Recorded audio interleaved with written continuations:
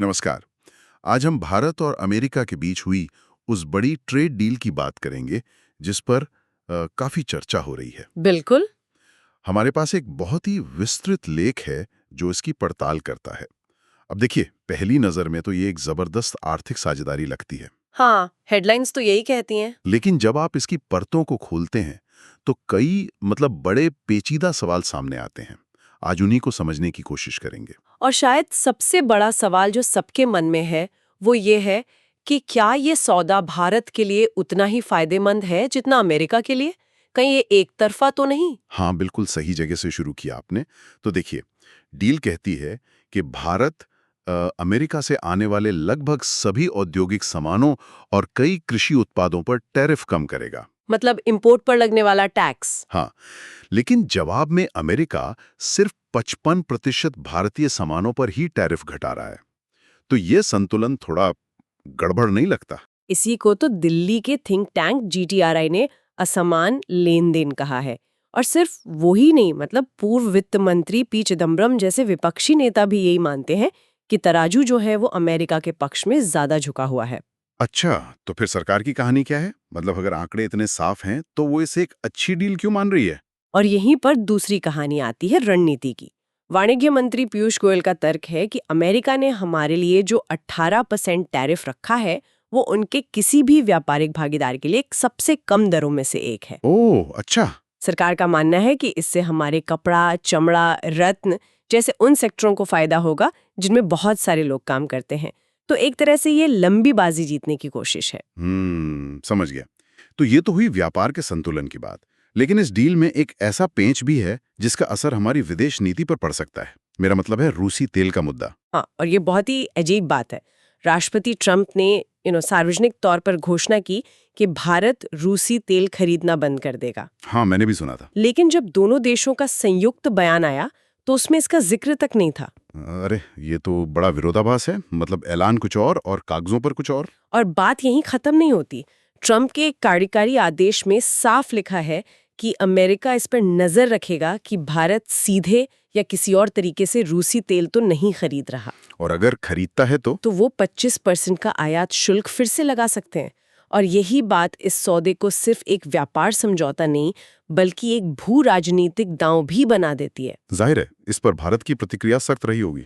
पीयूष गोयल ने साफ कहा कि भाई कौन सी निजी कंपनी कहां से तेल खरीदती है, ये सरकार तय नहीं करती।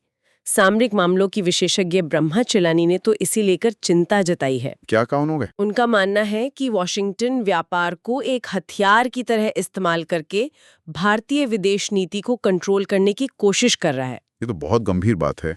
चलिए विदेश नीति से हटकर जमीन पर आते हैं। हमारे किसानों पर इसका क्या असर होगा? किसान यूनियनें तो इसका काफी विरोध कर रही हैं। और उनका डर एक तरह से वाजिब भी है। उन्हें लगता है कि सोयाबीन तेल, मक्का, मेवे, इन जैसे अमेरिकी कृषि उत्पादों पर टैरिफ घटने से भारत के किसानों की आमदनी पर सीधा असर पड़ेगा। और मुश्किल ये है कि जीटीआरआई के मुताबिक ये भी साफ नहीं है कि इन कुछ चीजों के अलावा और कौन-कौन से अतिरिक्त कृषि उत्पाद इस लिस्ट में शामिल हैं।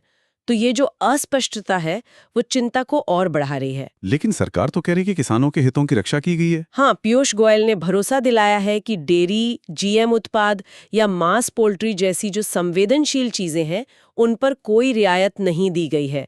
उनका तर्क है कि ये डील निर्यात के नए मौके पैदा करेगी, जिससे अंत में किसानों को ही फायदा होगा। ठीक है, किसानों की चिंता अपनी जगह है, लेकिन इस समझौते में एक बहुत बड़ा वादा भी है। भारत ने 5 साल में $500 अरब का अमेरिकी सामान खरीदने की मंशा जताई है। $500 अरब? हाँ, क्या ये मुमकिन लगता है? यही तो सबसे बड़ा सवाल है।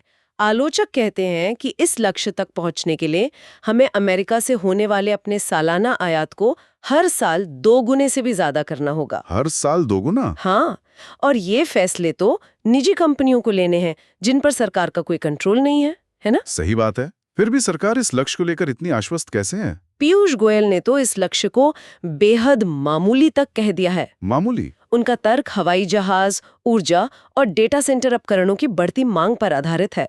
उनका कहना है कि अरबों डॉलर के ऑर्डर्स तो पहले से ही पाइपलाइन में हैं। अच्छा, तो कुल मिलाकर इस डील में हर तरफ सवाल ही सवाल हैं। व्यापार संतुलन, विदेश नीति पर दबाव, किसानों का भविष्य और फिर ये बहुत बड़ा महत्वाकांक्षी लक्ष्य। और यहाँ सबसे दिलचस्प बात यह है कि इन तमाम अनिश्चितताओं और जमीनी चिंताओं के बावजूद जिस दिन इस सौदे की घोषणा हुई, भारतीय शेयर बाजार ने जबरदस्त उछाल मारी।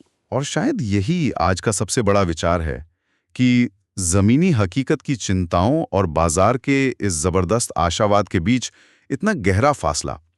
ये किसी भी बड़े व्यापार समझौते को आंकने के अलग-अलग पैमानों के बारे में क्या कहता है?